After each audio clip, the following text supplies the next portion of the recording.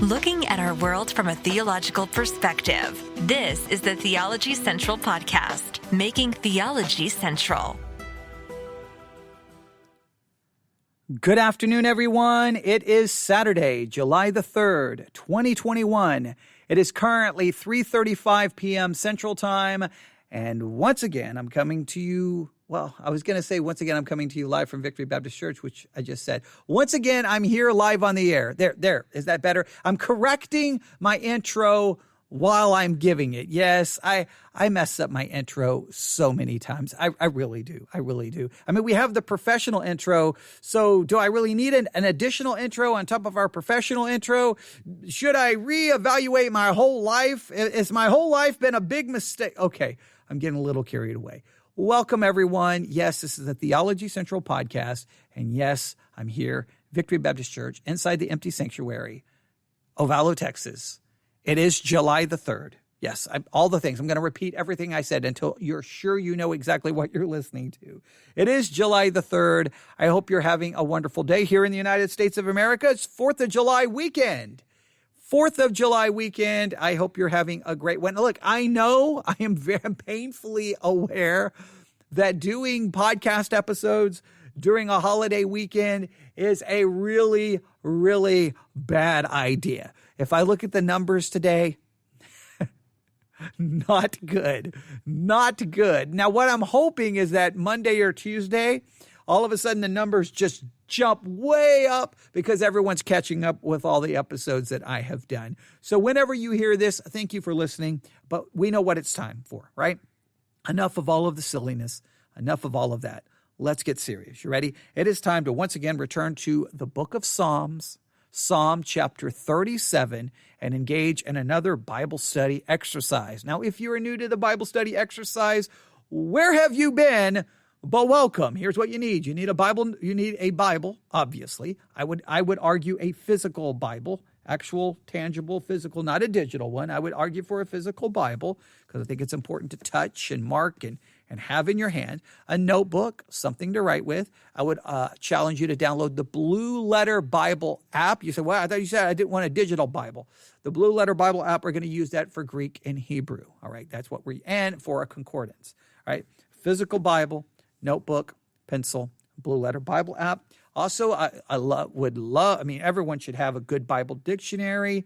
If you can, a good Bible encyclopedia. You can find many of those resources online for free, but those are some basic things that every Christian should have, right? It's kind of like you're a Christian, you should have a Bible. If you're a Christian, you need notebooks and pencils. If you're a Christian, you need a tool to be able to look up the Greek and Hebrew. Blue Letter Bible app's awesome. If you're a Christian, you need some reference tools like Bible dictionaries and encyclopedias. You should just always have that. But the goal of the Bible study exercise is a Bible study exercise done in such a way where you're not sitting there listening to me do all the teaching. I'm trying to move you in the Bible study exercise from sitting there on the couch as a passive listener to, getting up and exercising and studying the Bible. So that's what I try to do. I try to take you through the process, right? I teach some things just outright, it's teaching. Some things I teach like, well, could it be this way? Like I know it, like I don't know it. And a lot of times I give you lots of assignments. All right, so enough with all of that. I know that some of you have emailed me and said, stop repeating all of that. We know it. I know you know it, but there are other people listening who don't know what's going on, and so they interpret the Bible study exercises in one way, which doesn't really capture. So I have to explain. I'll try to do it in a quicker way so that you won't bother me with your emails telling me that you're bothered. You're bothered by me wasting your time reviewing that information, but you then bother me by wasting my time to read an email about your complaint that I really can't completely fix. Now, some complaints I can, but that one, I guess I could not give that information, but you need to understand that there's other people listening other than just you. I know sometimes people forget that, but I know this is a shock. But the world does not necessarily revolve around you. I know that's kind of shocking, isn't it? All right, here we go. You ready? Psalm chapter 37. Now, I I don't know exactly which direction this is going to go, but I think we're going to start this way. I hope this all comes together, but I want to start this way. I at least want to get this thought in your mind. I really want you to think about this. What are you currently holding on to that you need to hand over to God? What are you currently clinging to, grasping onto? Like, I've got my Bible here and I'm holding on to. What are you holding on to? Now, holding on to the Bible is fine, but what are you holding on to that you really need to open your hand and hand it to the Lord? Sometimes you'll see a child. They'll grab something they're not supposed to have. Maybe you left some medicine out. They'll grab the pill, whatever. They grab it. And you're like, give that to me. Give it to me. And they're like, no. And they'll make their fist tighter. And you're trying to pry it open. Like, you've got to give that to me. They won't let it go. What, in a sense, are you holding on to that you just won't, in a sense, hand it over to God? Now, I want that thought process to be there. All right. Now, let's go back to Psalm 37.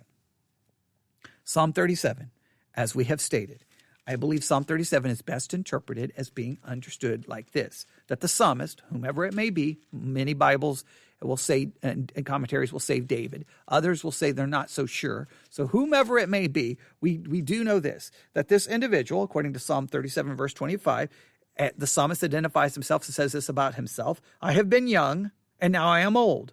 Yet I have not seen the righteous forsaken, nor his seed begging bread. He identifies himself as being older. So whoever the psalmist is, they are older, and I think not only in a physical age, but I think they're older in their time of walking with God. So we are getting the wisdom of someone who's been around, someone who's older, and we're getting the wisdom of age, obviously inspired by God, and we are listening to this wisdom about life.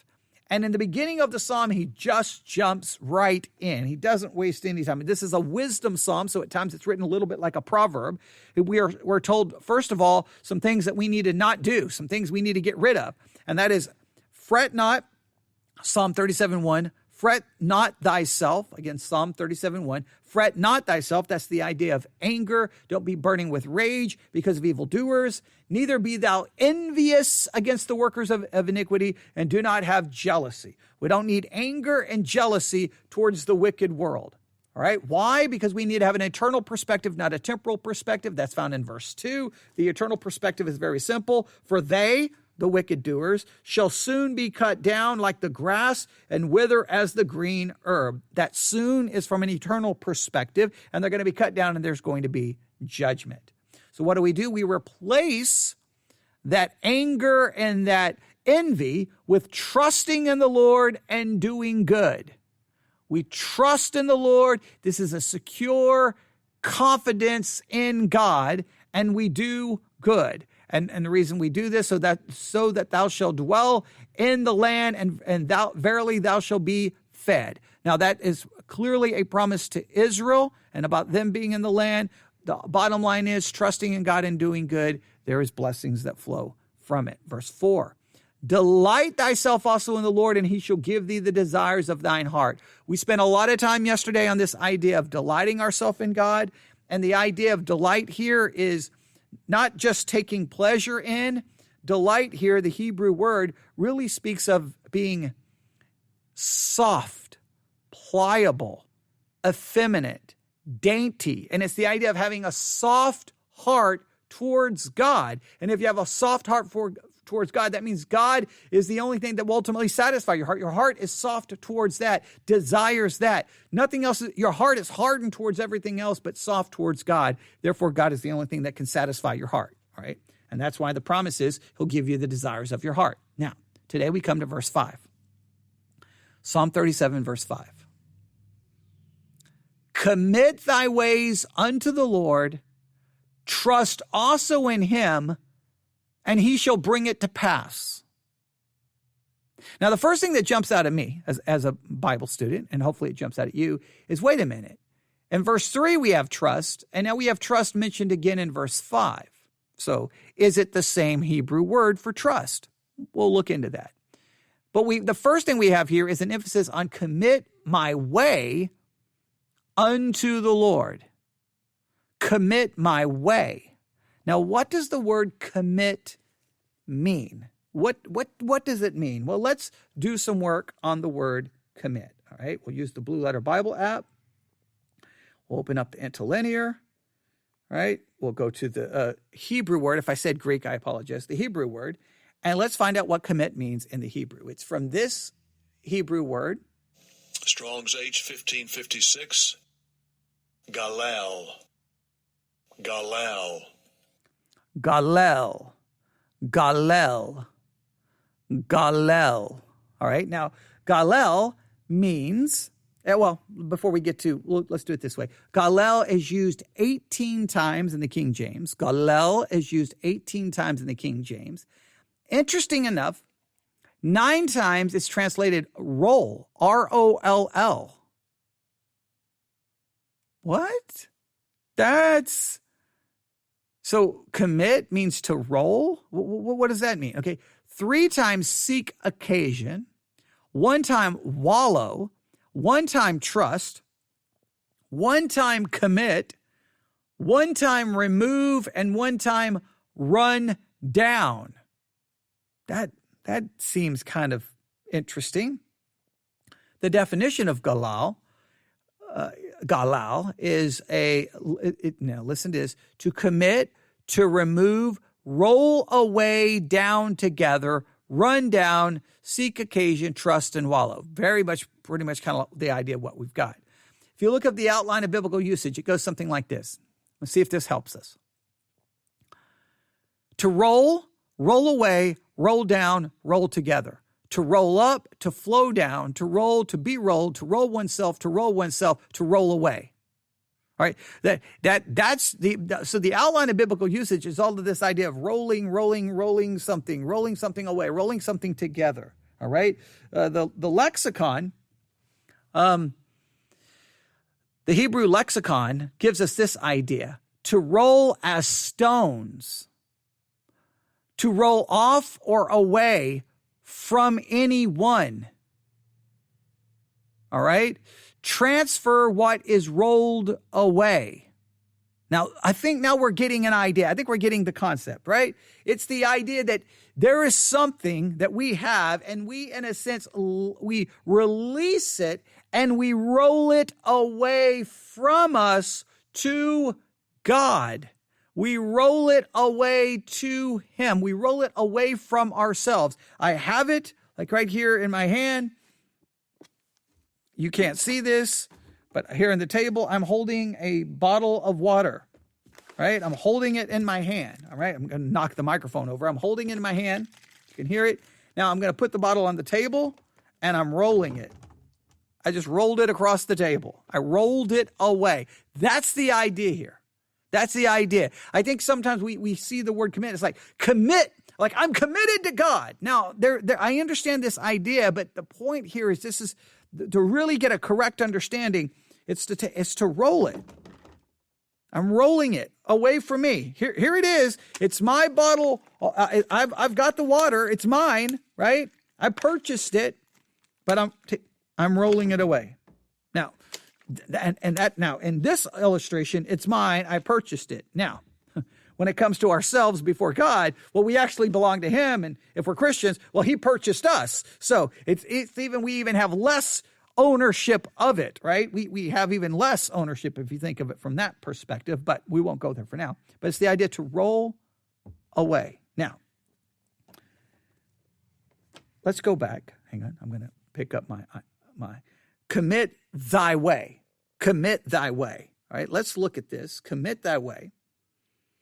Thy way comes from this Hebrew word. Strong's H 1870. Derech. Derech. I would probably say derech. I would really emphasize that. Not saying that mine is correct, but because obviously it's not. But I guess derech. It is kind of there. Let's listen to it one more time. See if how close I am. Strong's H 1870. Derech. It's almost like derech. and then kind of this guttural sound that I can't make. But derech is how I would, I would probably be wrong, but that's how I would probably say it, which may not be correct. Now, this is used 705 times. Derech, however you want to say it, is used 705 times. 705 times. Now, that's a lot to whoa.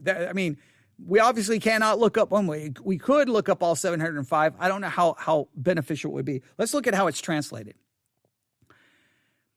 It's translated way 590 times. So 590 times, it just means way. 31 times toward, 23 times journey, 8 times manner. All right, so it's a way, it's a journey, it's toward, all right?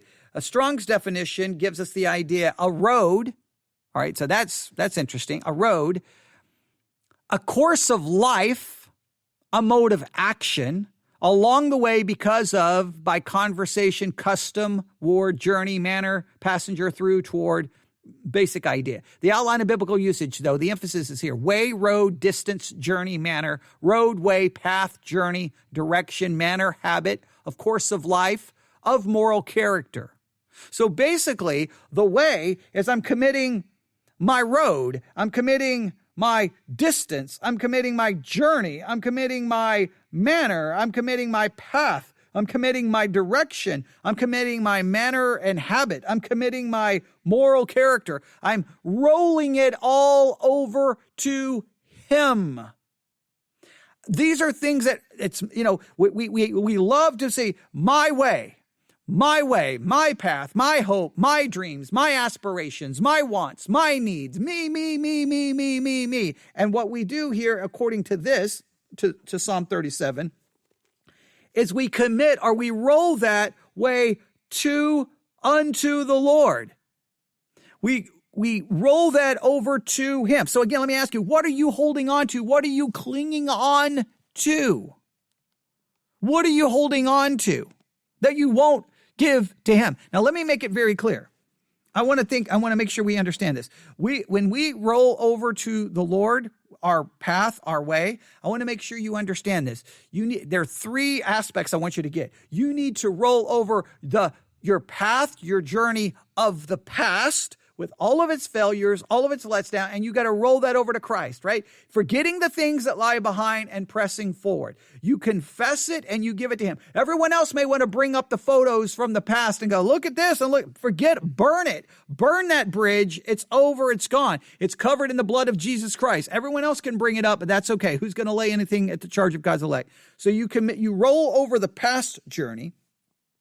You roll over the present journey to Him, and you roll over the future, the past, the present, and the future. The past path, the current path you're on, and whatever future path you're going to be on, you roll it over to Him. All right? So understand that we are committing it to Him. Your path, your journey. Now, what are you holding on to? What are you holding on to? Now, here's the question. I'm going to try to pose it this way.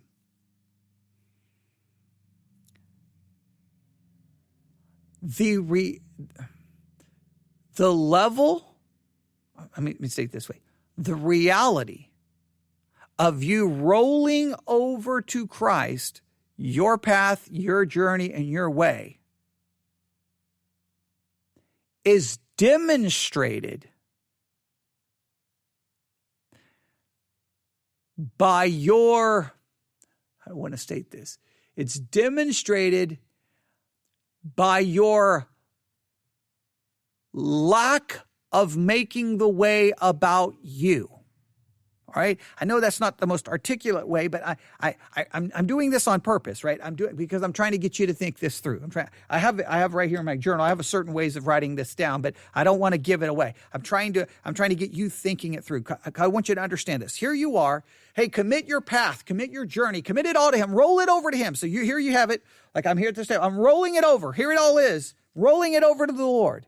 Well, how do I know? How is it demonstrated that I've rolled it over to the Lord? Because then my journey and my path, it's not about me. To the level to the level of the path and journey not being about you demonstrates the amount you have rolled over to him. Every time you make it about you, you demonstrate that you did not roll it over to him. You're holding on to, you're clinging to it. And Christians make the journey about them all the time. They make church about them. They make their Christian life about them. Lord, do this for me. Lord, do this for me. Lord, do this for me. Lord, how come you didn't help me here? How come Christians didn't do this? It's always about me, right? Christians constantly. This is what they did to me. This is what they did to me. This is what they did to me. I wasn't happy. Me. We speak of ourselves so frequently. The more we speak about ourselves, the more we demonstrate we've not really rolled it over to him, because we're making the path about us. Our path is filled with, how you can go back and look at a photo album and you're like, okay, and that photo album demonstrates a lot about your path and your journey and what you've been through, where you've been. It gives you some indication of the things. Well, guess what? If your path is filled with signs that point to you, then I'm sorry, you didn't roll anything over to him. Your way is still very much your way. It's very much your way. And Christians want everything to be their way. I've said it so many times. As a pastor, you don't get a phone call going, hey, pastor, what can I do to make the people around me help them out, to make them better? What can I do to help you? It's always like, pastor, I don't like your preaching. Pastor, I don't like the way the song service went. Pastor, I don't like this. Pastor, I think we need to do this. It's always like, because it's your way. It's your way. And if it's not your way, then you hit the highway, because you didn't roll over your way. You're holding on to your way. Commit your way. Psalm 37:5. Commit your way unto the Lord. You commit your way to him. Now, you commit it to him, your way. Now, it's scary to commit your way to him, right? It's scary because that's your path. That's your road. That's your journey. That's your, it's interesting that it's the idea your way deals with road and journey. You're committing it to him. Well, I know. I need to have my hand on the steering wheel. I need to control the GPS. I need all of that. But no, you're committing it to him. Now, with that commit, you are trusting. Now, that trust there is the same trust in verse 3. But I think this is the way. I'm not saying this is perfect, but I think this is the way we need to understand this. Verse 3, I'm just trusting in the Lord and in general. I'm trusting in his person. It's about trusting in him, his person, his character. I'm trusting in him in a secure confidence because I'm trusting in God. Here, I think the idea, I'm rolling it all over to him, and I'm trusting in him, and he shall bring it to pass. I think the trust here, this trust is a little different than the previous trust, as I'm trusting in God's person. Here, I'm trusting in him to bring my journey, my path to, as it says here, to pass. He that begins a good work will complete it. I'm rolling over everything, Lord, my journey, my path, it's yours, and I'm trusting in you to bring it to the path. I'm rolling it over. Here's my journey. Here's my path. I'm rolling it. God takes it. He will bring it to pass for his purpose, for his glory. Doesn't mean I'm rolling it over so that I'm going to get what I want and that I think it's all going to be. No, I'm trusting in him to bring it to pass. I'm letting it go. I'm letting my path, I constantly talk about the Christian life that we're on a spiritual path. It's our Christian walk and our Christian path. But the key for this is, yes, it's our path, but we've rolled it over to God.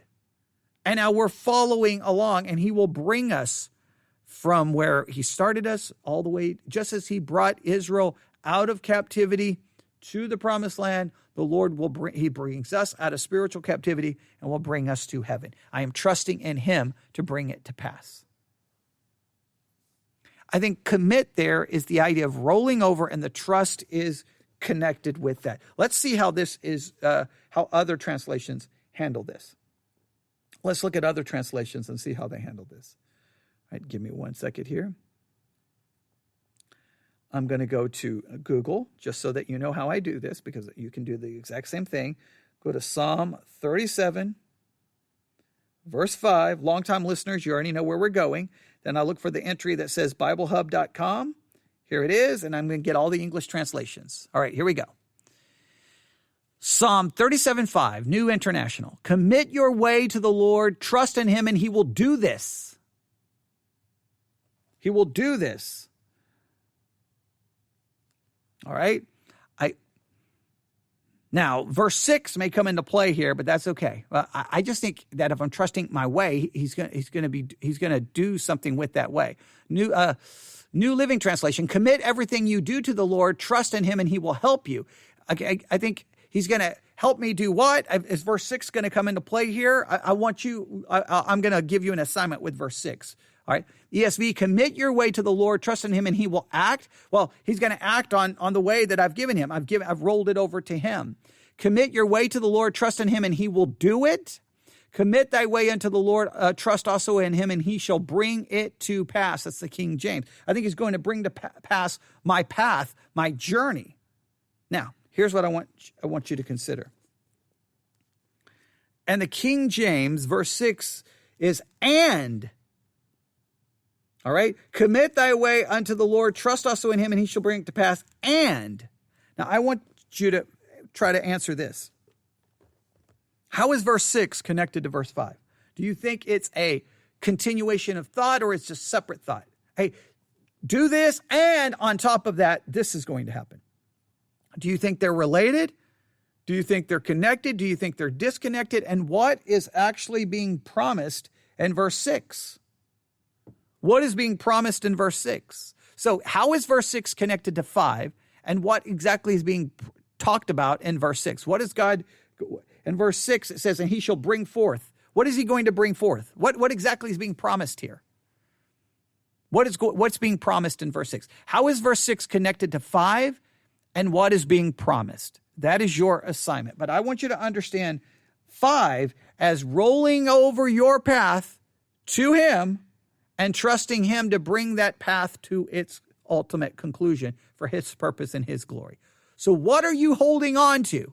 What are you clinging to? What do you need to roll over to him? And let me state it again. Right now, I didn't state it in the most clear way because I want you to try to flesh this out yourself.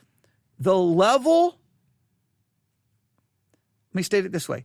The evidence, let me state it a different way. All right, I don't want to give this away perfectly because I really want you to try to rework it and write it. I really want to see what you come up with here, okay?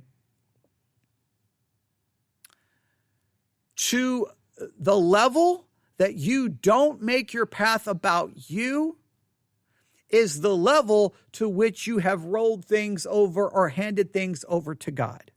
The level in which you do not make your path about you demonstrates to the level in which you have rolled it over to him.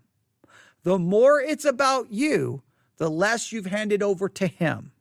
All right? There, I'll state it that way. That's more clear. I'm giving it away a little bit. The more it's about you, the less you have given to him. The more it's about you, the more you're holding on to, and the more you need to roll over to him. There we go. We'll stop right there. Psalm 37, verse 5. Bible study exercise designed to get you off the couch and actually get you exercising. Now, I did a lot there. Some of that I gave away. Some of that I tried to make it kind of like, well, could be this. It could be. I tried to do that. I wanted to just give it away.